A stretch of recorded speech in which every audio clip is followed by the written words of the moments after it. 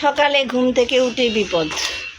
আসসালামু আলাইকুম, সবাই কেমন আছেন? আশা করছি যে যেখানে আছেন ভালো আছেন, সুস্থ আছেন। আবারও নতুন দিন, নতুন একটা ভিডিও নিয়ে চলে আসলাম আপনাদের সামনে। আজকে হচ্ছে 9 তারিখ, বৃহস্পতিবার। তো বাইরে এখন বৃষ্টি তেমন একটা হচ্ছে না, দেখাবো একটু পরে আপনাদেরকে। তো শুরু করেছি, আসলে ঘুম থেকে উঠেছি অনেক ভোরেই উঠেছি, কিন্তু উঠে আবার ঘুমিয়েছি। এখন উঠলাম, এখন না, 10টার দিকে উঠেছি, এখন অলমোস্ট 11টা বেজে গেছে। যাই হোক, উঠে টুকটাক কাজ করেছি, এখনো ফ্রেশ হয়নি। সকালে ঘুম ভাঙতেই ছেলের মুখে শুনলাম গ্যাস শেষ, গ্যাসের লাইনে গ্যাস শেষ হয়ে গেছে। তো যাই হোক, কার্ড তো রিচার্জ করা ছিল না, ইমার্জেন্সি নিয়েছি। এখন রান্না করব সিলিন্ডার। আসলে সকাল সকাল বিপদের খবর শুনে না ঘুমটা ভাঙলো। এরকম আমার সাথে প্রায়ই হয়। অনেক সময় দেখা যায় মধ্যরাতে গ্যাস শেষ, অনেক সময় দেখা যায় ভোরবেলা সকালে নাস্তা বানাতে গেছি গ্যাস শেষ। তো ছেলে পরোটা বানাতে গেছে, মানে ছেঁকতে গেছে, ওর জন্য দেখে গ্যাস শেষ। তো চলেন একটু বাইরের আবহাওয়াটা দেখায় আপনাদের। এই যে দেখেন বাইরের কি অবস্থা। আমার এই গত 3 দিনের বৃষ্টিতে আমার ব্যালকনির অবস্থা দেখেন। আর বাইরে এখন বলতে গেলে বৃষ্টি নাই, হালকা হালকা রৌদ্র আছে, সবকিছু শুকোতে দিতে হবে, কারণ সবকিছু ভেজা, অনেক ভেজা কাপড় হয়ে গেছে। তো যাই হোক, প্রথমে নাস্তাটা বানিয়ে নেই। তারপর নাস্তা বানিয়েবো বলতে রুটি অলরেডি করা হয়ে গেছে, আর আগামীকালের জন্য পরোটা কিছু করে রাখবো, ওটাই সিলিন্ডারেই করব। তো ভিউয়ার্স, চলে আসলাম নাস্তা বানাতে। নাস্তা মোটামুটি বানানো শেষ, তখন আসলে মনে পড়লো যে আমি ক্যামেরাটা অন করিনি। তো যাই হোক, রুটিটা করা হয়ে গেছে, পরোটার ওটা রেডি করে রেখেছি, পরোটাটা বেলবো।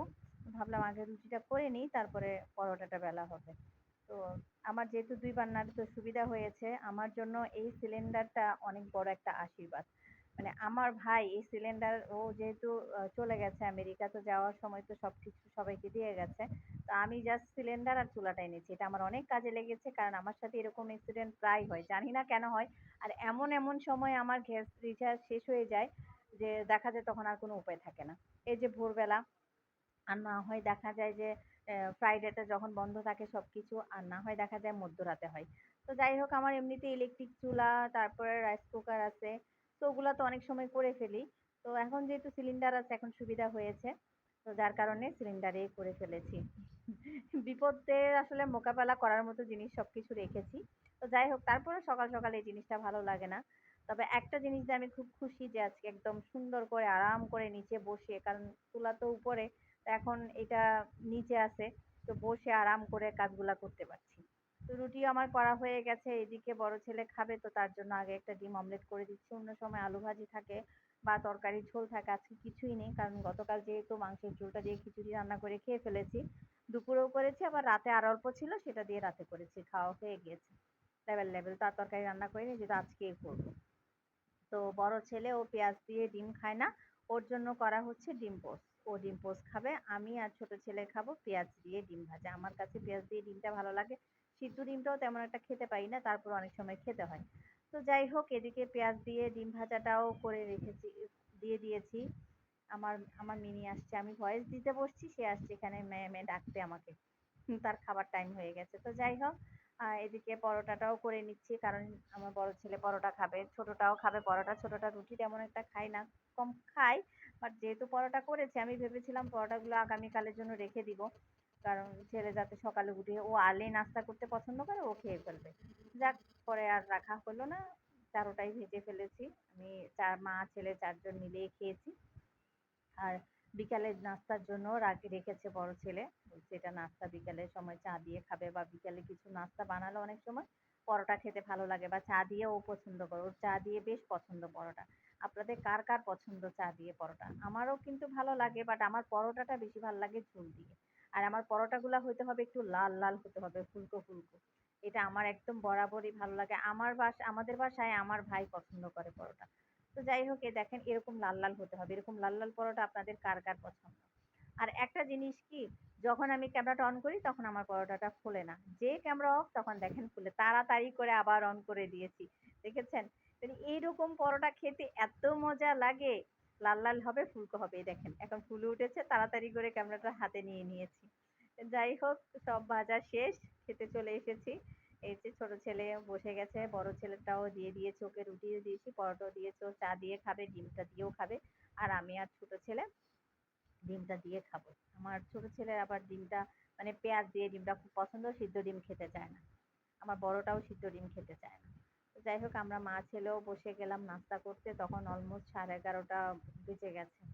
এদিকে আমার মেয়ের খাবারও রান্না করা হয়নি। সকালে গতদিনে রান্না করে আমি কি করি, বেশি করে রান্না করে বক্সে করে ফ্রিজে মানে সিদ্ধ করে আর কি ফ্রিজে রেখে দিই, পরে একটু একটু করে ব্ল্যান্ড করে দিই, যেহেতু ও ছোট, আমার মিনির এখন 2.5 মাস বয়স। যাই হোক, নাস্তা তো করছি, মা ছেলে নাস্তা করছে আর গল্প করছি, সেটা আপনাদের সাথে আর শেয়ার করলাম না। সেটা মিউট করে দিয়েছি। কারণ আমরা মা ছেলে খেতে বসলে গল্প করি। বেশিরভাগ সময় আমরা ৩ জনই খেতে বসি।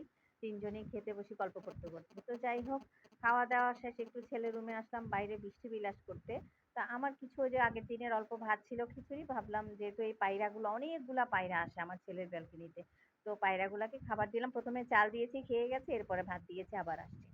তো এদিকে আসলাম হচ্ছে ওই যে বললাম আমার মিনি সোনার খাবার সিদ্ধ করতে, চিকেন মাছ এগুলো সিদ্ধ করতে দিয়েছি, একটু সিদ্ধ হয়ে যাক। অন্ধকার বাইরে মানে এমন দিনের বেলাও এখন মনে হচ্ছে যেন রাত হয়ে আছে। তো পাশাপাশি প্রেসার কুকারে দিয়ে দিব, যেহেতু গ্যাসের কমতি আছে, গ্যাস নাই, সিলিন্ডারে রান্না করবো, তো সেজন্য প্রেসার কুকারেই করছি। চিকেন আলু ঝুল করেছি, একসাথে সবকিছু দিয়ে সিলিন্ডারে বসাই দিলে 2 সিটি বা 3 সিটি দিলে হয়ে যায়। আমার কাছে না খুব মানে কমফোর্টের জায়গা প্রেসার কুকারে রান্না করাটা। এই যে দিয়ে সবকিছু দিয়ে বসিয়ে দিয়েছি, 3 সিটি দিলেও হয়ে গেল, শেষ। সময়ও বাঁচে, প্লাস দেখা যায় গ্যাসও সাশ্রয় হয়। এভাবে করে আমি গ্যাস সাশ্রয় করি। এই দেখেন রান্নাটা হয়ে গেছে, ভাতও হয়ে গেছে। তো আমাদের ডিপার্টমেন্টের যে ম্যানেজার আছে ওনার নাকি শরীর খারাপ, তো আজকে ওনাকে একটু ভাত দিয়েছি, এখানে শুরুতেই দেখতে পাচ্ছেন ওনাকে দিয়েছি। এগুলা করে মাঝখানে অনেকগুলা ওয়াশিং মেশিনের কাপড় দিয়েছি, আর আমার ওইদিকেও দুর্ভাগ্য দেখেন আমার ড্রায়ারটা নষ্ট হয়ে গেছে, ড্রায়ারটা চলছে না।